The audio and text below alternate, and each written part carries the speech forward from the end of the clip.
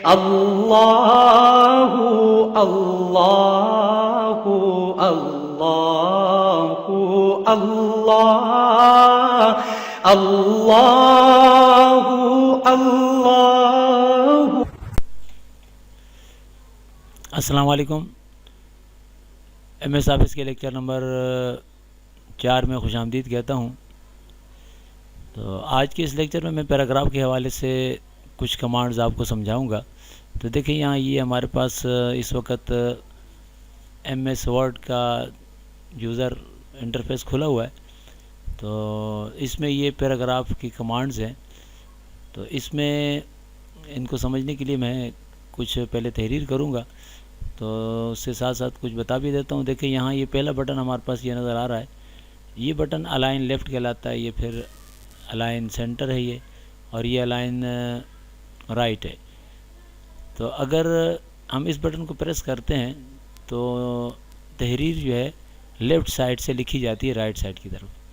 جب ہم اوپن کرتے ہیں انٹرفیس کو تو یہ آلریڈی پریس ہوتا ہے، اور پھر ہم اسے اگر پریس کر دیں تو یہ سینٹر میں چلی جاتی ہے، اور ابھی اسی پر ہے۔ تو میں کچھ لکھتا ہوں، دیکھیں۔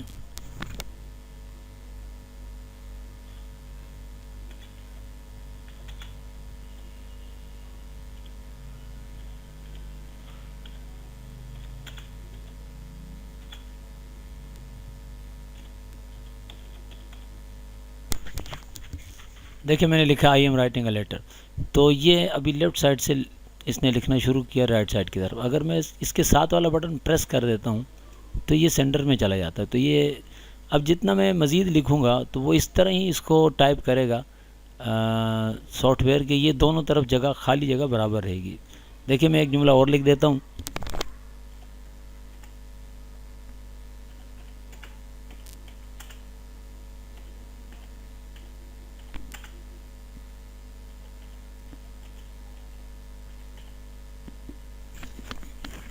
تو دیکھیں میں نے لکھا آگے it is only for you. تو یہ اس نے اس طرح لکھا ہے کہ دونوں طرف جگہ جو ورکنگ ایریا ہے اس میں برابر بچی ہے۔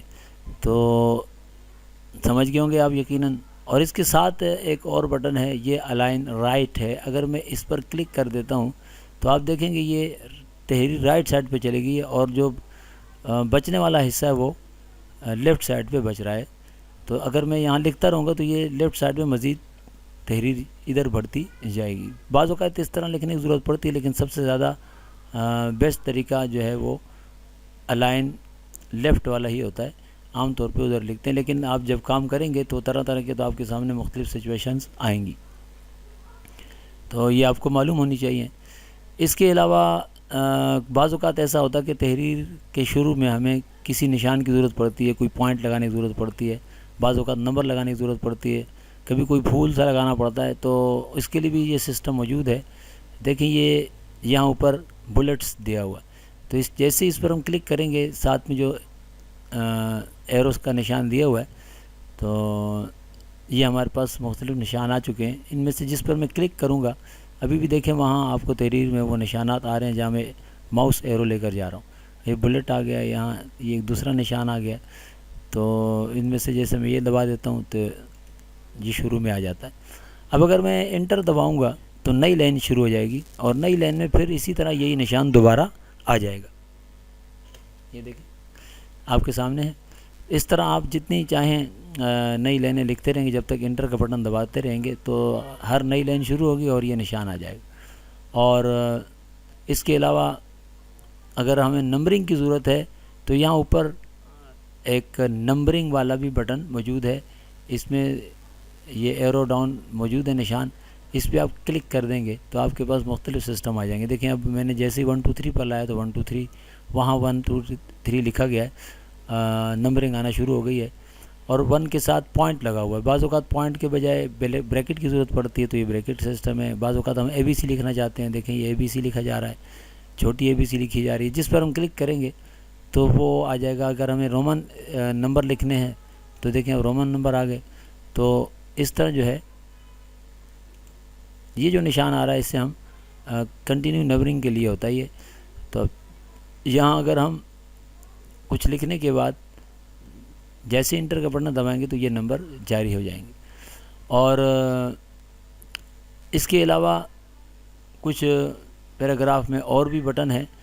تو ایک بٹن یہاں اوپر دیکھیں, یہاں آپ کو نظر آئے گا. جیسے ہی آپ اس پر ایرو لے کر آئیں گے اس کمانڈ پر, تو ڈیکریز انڈنٹ اور یہ انکریز انڈنٹ, یعنی یہ جو جہاں سے یہ تحریر شروع ہوئی ہے اس سے پیچھے جو جگہ ہے اس کو کم زیادہ کرنے کے لیے یہ بٹن ہے. دیکھیں میں اگر انکریز انڈنٹ پہ دباؤں گا تو یہ جو لکھنے والا کرسر ہے یہ رائٹ سائڈ پہ جاتا جا رہا ہے اور اس طرف جگہ بڑھتی جا رہی, اور واپس یہ ڈیکریز پہ دباؤں گا تو یہ اپنی پچھلی پوزیشن پر آ جائے گا.